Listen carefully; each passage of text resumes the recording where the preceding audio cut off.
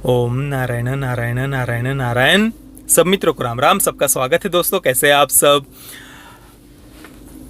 दोस्तों? कभी आपके साथ में ऐसा हुआ है कि आप इतना हंसे हो, इतना हंसे हो, इतना ज़्यादा हंसे हो कि पूरा आपके दिमाग की नसें ऐसा खुल गई हो?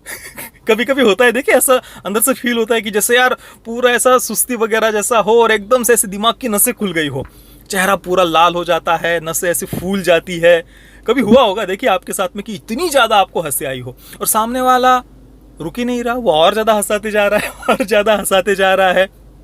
अभी पूरे 2.25 घंटे तक मेरे साथ में यही हुआ है।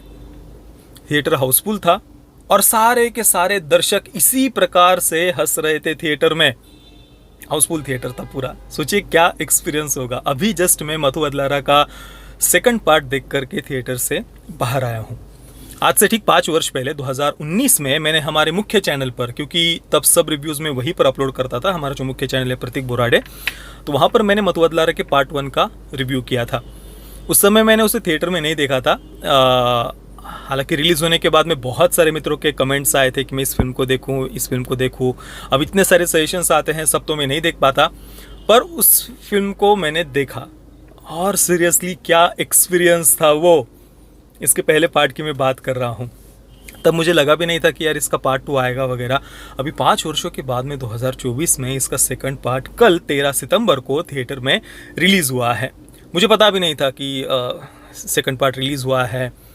मैंने देखा भी था बुक माई शो पर टिकट बुक करते समय मधु अदलारा 2।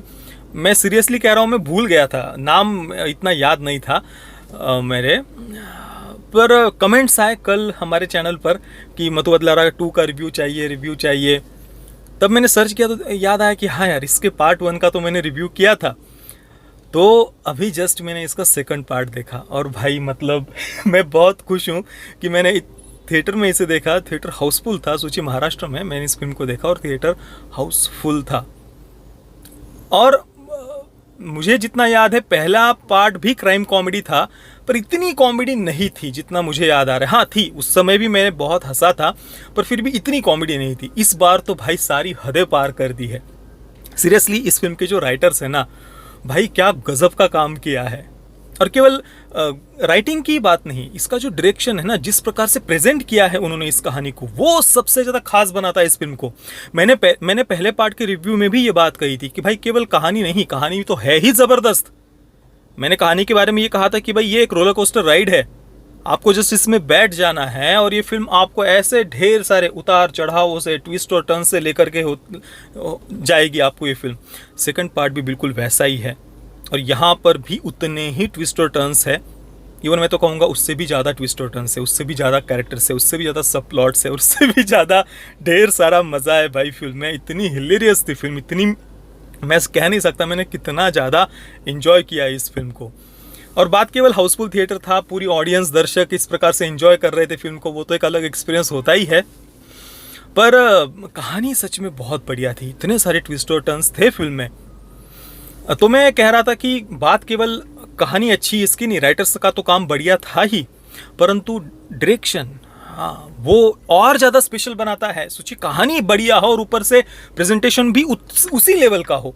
आप इसके एक्शन सीक्वेंसेस देखिए, वहाँ पर स्लो मोशन का यूज़ उन्होंने किस प्रकार से किया है, सिनेमेटोग्राफी कैसी है, कैमरा एंगल्स कैसे हैं, अलग अलग कैरेक्टर्स से जो कैरेक्टर्स के जो लाउड इमोशंस है ना, चाहे वो हंसते हुए या चौंकते हुए या जो भी अलग अलग इमोशंस है, उनको पर्टिकुलर किस सीन में उसका क्लोजअप लेना है वगैरह, जो एडिटिंग कहिए, हर जगह पर मैं तो जस्ट परफेक्ट कहूँगा भाई इस फिल्म को।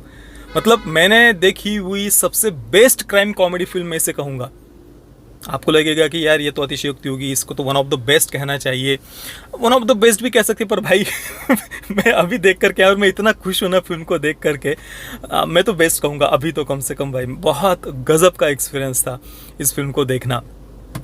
तो कहानी, डायरेक्शन, प्रेजेंटेशन, सिनेमेटोग्राफी, एडिटिंग, सब जगह पर फिल्म हमें सरप्राइज करती है।